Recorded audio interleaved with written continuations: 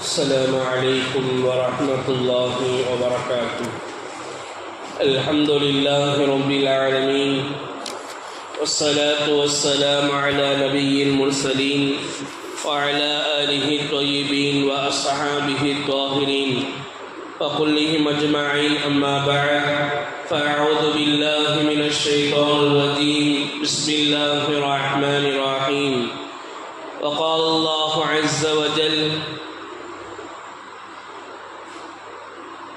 ومن أعرض عن ذكري فإن له معيشة ضنكا ونحشره يوم القيامة أعمى قال ربي لم حشرتني أعمى وقد كنت بصيرا قال كذلك أتتك آياتنا فنسيتها وكذلك يوم تنسى. وقال نبينا صلى الله عليه وسلم: إنما الأعمال بالنيات وإنما لكل امرئ ما نوى. صدق الله مولانا العظيم وصدق رسوله النبي الكريم، ونحن على ذلك من الشاهدين والشاكرين والحمد لله رب العالمين. கண்ணியத்திற்கும் மிகுந்த மரியாதைக்கும் உரித்தான அல்லாஹுவின் நல்லடியார்களே, அல்லாஹுவின் அளப்பெரும் கிருபையினால் இன்றோடு நாம் தராவி தொழுகையில் 16 ஜுஸூக்கள் முடிவடைந்திருக்கிறது. அல்ஹம்துலில்லாஹ். அல்லாஹ் ஜல்ல ஷானஹு தஆலா குர்ஆனை பற்றி குர்ஆனிலே சொல்லி காட்டுவான்: அஃபலா யததப்பரூனல் குர்ஆன அம் அலா குலூபின் அக்ஃபாலுஹா. குர்ஆனை நீங்கள் சிந்திக்காமல் உங்களுடைய உள்ளத்திலே பூட்டு போடப்பட்டிருக்கிறதா? இன்னொரு இடத்திலே அல்லாஹ் சொல்வான்: உங்களுடைய உள்ளங்கள் துருபிடித்து விட்டதா? ஏன் குர்ஆனை சிந்திப்பதில்லை, அதிலிருந்து ஏன் படிப்பினைகள் நீங்கள் பெறவில்லை என்பதாக அல்லாஹ் ஜல்ல ஷானஹு தஆலா குர்ஆனிலே சொல்லி காட்டுவான். ஆக இன்றைக்கு ஓதப்பட்ட வசனம் அல்லாஹ் ஜல்ல ஷானஹு தஆலா சொல்லுவான்: வமன் அஅரத அன் திக்ரி.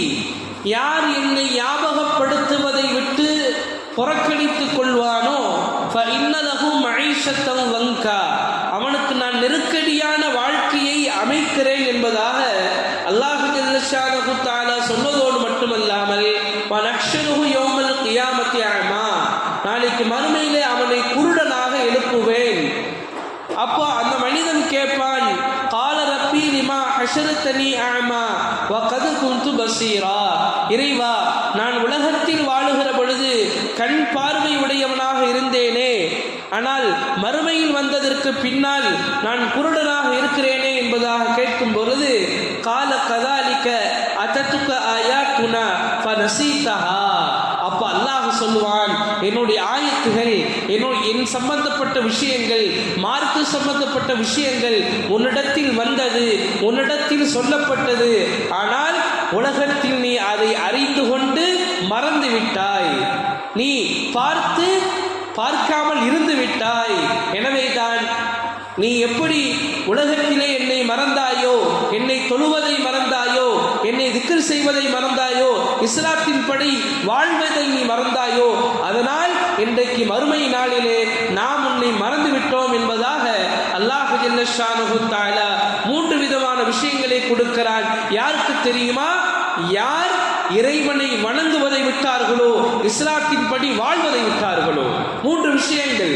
ஒன்று, நெருக்கடியான வாழ்க்கை. இரண்டாவது, மறுமை நாளில் குருட்டாக அல்லாஹ் எழுப்புவான். மூன்றாவது, மறுமையிலே அல்லாஹ் மறந்து விடுவான்.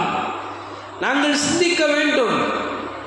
இன்றைக்கு நிம்மதியை தேடி சமுதாயம் அலைந்து கொண்டிருக்கிறது. மதுவிலே நிம்மதியா? மாதுவிலே நிம்மதியா? பாட்டுகளில் நிம்மதியா? சுற்றுலா தலங்களில் நிம்மதியா? தோட்டம் துறவுகளில் நிம்மதியா? அந்நிய பெண்ணிடத்தில் பேசுவது நிம்மதியா? இன்ஸ்டாகிராம் பார்க்கிறது நிம்மதியா? ஃபேஸ்புக் பார்க்கிறது நிம்மதியா? எதிலே நிம்மதி இருக்கிறது?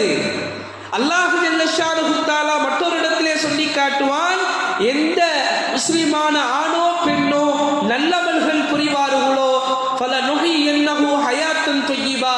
அல்லாஹ் சொல்லுவான், அந்த இஸ்லாமிய ஆணோ பெண்ணோ அமல் செய்வார்களே ஆனால் அவர்களுக்கு உலகத்திலே நலமான வாழ்வை நாம் அமைத்துக் கொடுப்போம் என்பதாக அல்லாஹ் சொல்கிறார். இன்னைக்கு நாங்கள் நிம்மதி எங்க தேடிக்கொண்டிருக்கிறோம்? தொழுவதில் தான் நிம்மதி இருக்கிறது. ஆனால் இன்றைக்கு சமுதாயம் என்ன நினைக்கிறது தெரியுமா? 1.5 லட்சம் ரூபாய் சம்பளம் வாங்கினா நிம்மதி, என்னிடத்துல 2-3 கார் இருந்தால் நிம்மதி, நான் ரோல்ஸ் ராயல்ஸில் போனால் நிம்மதி, நான் ஆடி காரில் போனால் நிம்மதி, நான் வீடு வாங்கினா நிம்மதி, நான் பெரிய கடை வச்சிருந்தா, அதாவது ஒவ்வொரு நாட்களும் கோடிக்கணக்கில் லாபங்கள் பார்த்தால் நிம்மதி. நீங்கள் சிந்திக்க வேண்டும். சமீபத்திலே மிகப்பெரிய லட்சாதிபதி ஒருவர் ஏறத்தாழ 60 மாடி 30 மாடியிலிருந்து தற்கொலை செய்து கொள்கிறார். ஏன் தற்கொலை செய்ய வேண்டும்? அவரிடத்தில் பணம் இல்லையா? அவரிடத்தில் கார் இல்லையா? அவரிடத்தில் வீடு இல்லையா? அவரிடத்தில் என்ன இல்லை? அவரிடத்தில் ஒன்றே ஒன்று மட்டும்தான் இல்லை, அதுதான் நிம்மதி. அல்லாஹ் சொல்கிறான், நிம்மதி எங்கே இருக்கிறது? நிம்மதி என்பது நிச்சயமாக இஸ்லாத்தில் தான் இருக்கிறது. இஸ்லாம் இருக்கிறது அல்லாஹுவால் தேர்ந்தெடுக்கப்பட்டது. அதாவது ஒரு தந்தை ஒரு கடையில் ஆடைகளை வாங்கிட்டு வர்றாரு.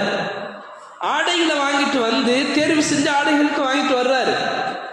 மகனுக்கும் மகளுக்கும் வாங்கிட்டு வர்றாருன்னு வைங்களேன். மகனுடைய ஆடையை மகள் எடுத்துக்கொண்டாலும் மகளுடைய ஆடையை மகன் எடுத்துக்கொண்டாலும் என்ன நடக்கும்? என்ன நடக்கும்? 2 பேரும் ஆடைகளை மாற்றி போட்டால் நல்லா இருக்குமா?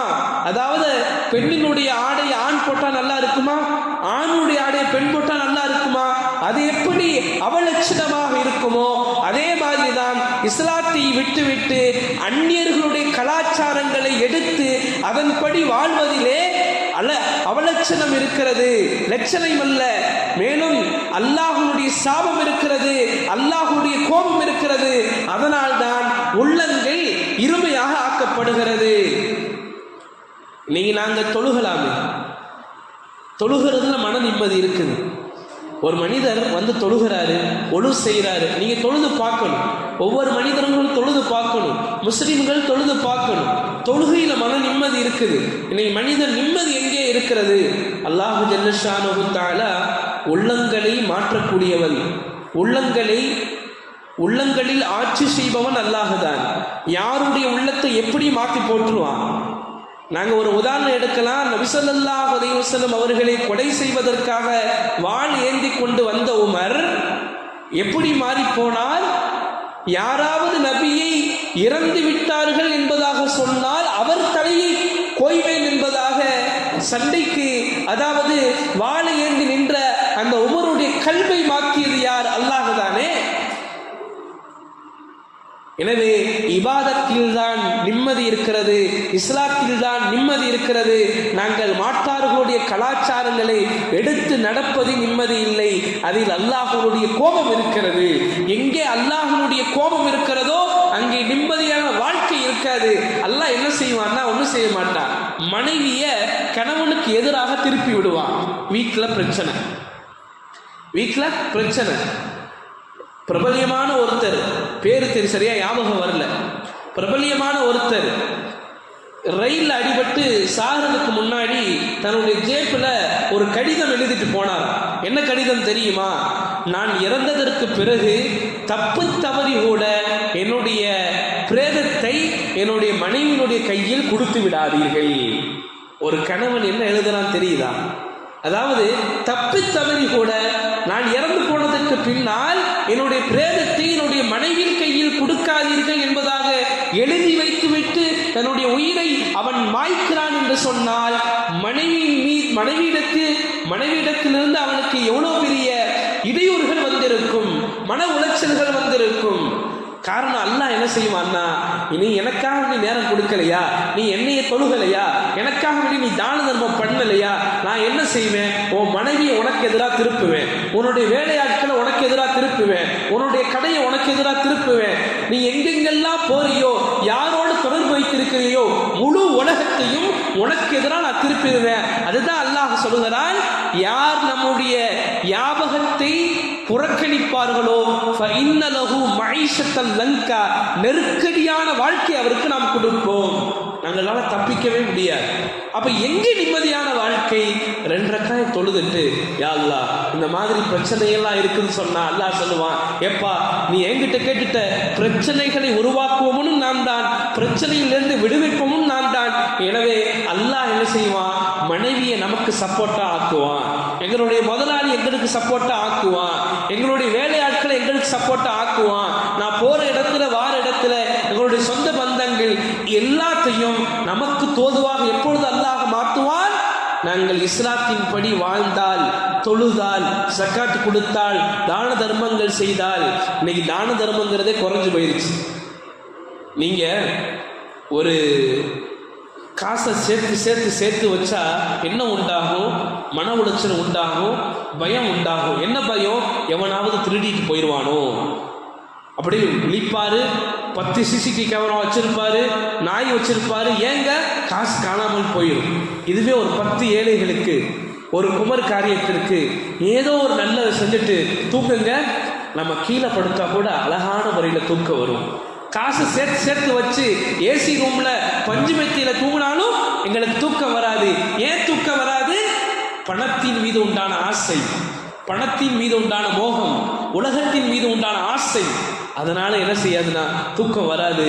4 பேர்த்துக்கு நன்மை செஞ்சுட்டு 4 பேர்த்துக்கு கொடுத்துட்டு நாங்கள் உறங்குனா மெத்தை இல்லாமலும் தூக்கம் வரும், தலையணை இல்லாமலும் தூக்கம் வரும், நேரம் இடம் எதுவும் தேவைப்படாது, நிம்மதியான முறையில் தூக்கம் வரும்.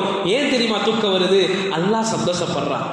அடியானே நீ என்னையை சந்தோஷப்படுத்த, நான் உன்னை சந்தோஷப்படுத்துன்னு அல்லாஹ் என்ன செய்வான்? நமக்கு தோதுவாக அனைத்தையும் மாற்றி வைப்பான். எனவே நிம்மதியான வாழ்க்கை எங்கே இருக்கிறது? நிம்மதியான வாழ்க்கை என்பது ஒரு மனிதன் இஸ்லாத்தின் படி வாழ்வதில், இஸ்லாத்தின் படி தன்னுடைய வாழ்க்கையை அமைத்துக் கொள்வதில் தான் மனிதனுடைய நிம்மதி இருக்கிறதே தவிர மாறாக மனிதனுடைய நிம்மதி எங்கே பறிபோகிறது? எங்கே அல்லாஹ்வை ஞாபகம் செய்வதை விட்டும் நாங்கள் புறக்கணித்து செல்வோமோ அதில்தான் நம்மளுடைய வாழ்க்கையினுடைய நெருக்கடி இருக்கிறது என்பதை நாங்கள் தெரிந்து கொள்ள வேண்டும். அல்லாஹ் ஜல்ல ஷானஹு தஆலா நிம்மதியான வாழ்க்கை வாழ வைப்பானாக. மன உளைச்சலான வாழ்க்கை விட்டும் அல்லாஹ் தஆலா பாதுகாப்பானாக. எங்களுடைய மனைவியை எங்களுக்கு தோதுவானவர்களாக ஆக்கி வைப்பானாக. எங்களுடைய எல்லா வேலைகளையும், எல்லா அலுவல்களையும், எல்லா விஷயங்களையும் எங்களுக்கு தோதுவானதாக அல்லாஹ் தஆலா மாற்றி அமைத்து தந்தருள் புரிவானாக. ஆமீன். வாஹிரு தவான் அல்ஹம்துலில்லாஹி ரப்பில் ஆலமீன். கண்ணியத்திற்குரிய அல்லாஹ்வின் நல்லடியார்களே, நாம் 2வது பத்தை நெருங்கி விட்டோம்.